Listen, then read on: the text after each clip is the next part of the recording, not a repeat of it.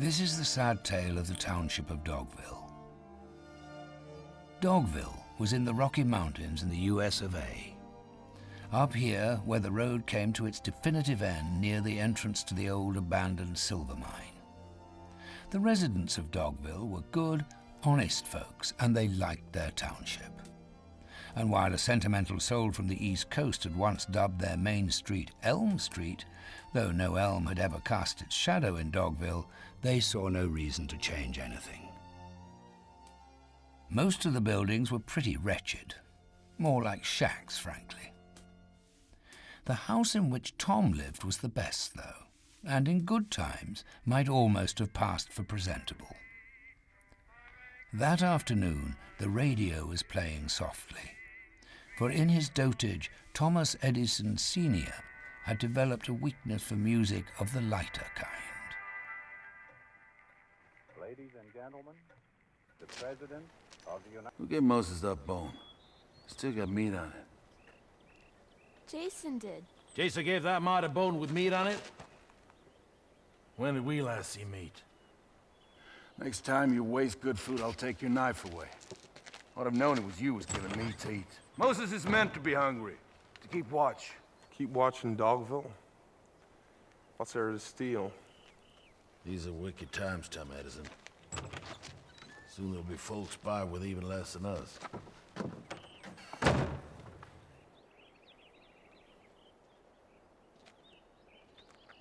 Indeed, Tom was busy enough, even though, formally speaking, not yet busy with writing per se. And if a body found it hard to grasp what profession he was busy at, he'd merely reply, mining.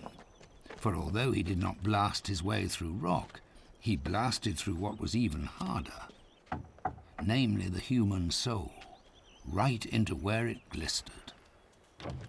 Hey, Martha. Hello, Tom. Listen, they're all coming, so you just have those benches ready. Yes, they're ready. Oh, but Tom, I repeat, if you need to use my organ, I gotta get special permission from the regional director, Tom. I repeat, we don't need the organ.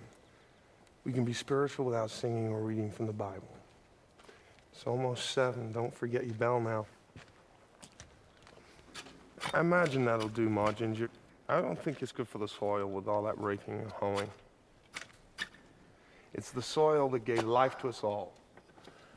Don't give me any of your lip, Thomas Edison, Jr. I'll hoe as I darn well please. Yeah, and spoil the whole thing. I agree with Tom. Yeah, but he likes eating my pies, don't you? Well, they're tasty, no doubt about it. Yeah. So when it comes to hoeing, who's right, Tom, you or me? I'm not so sure it's that simple. He's got you there, Junior. You cannot resist, can you, Gloria? Hey, Ben, I'll get the doors. I'll be fine, Tom. Is there any news from the freight industry? Is everything going to hell there, too? Don't poke fun at the freight industry.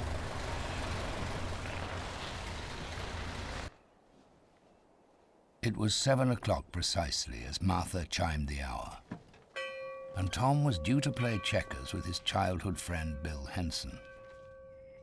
Bill was dumb and knew it. Far too dumb to qualify as an engineer, he was certainly sure of that.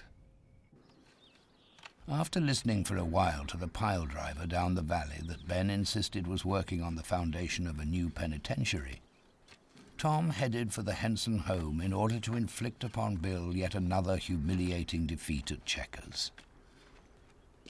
Some folks might say the opportunity to meet Bill's older sister Liz was more of a draw than the checkerboard, and they might be right. It was a fact that in the Henson home lay another horizon, a horizon just as alluring as the one beyond the valley.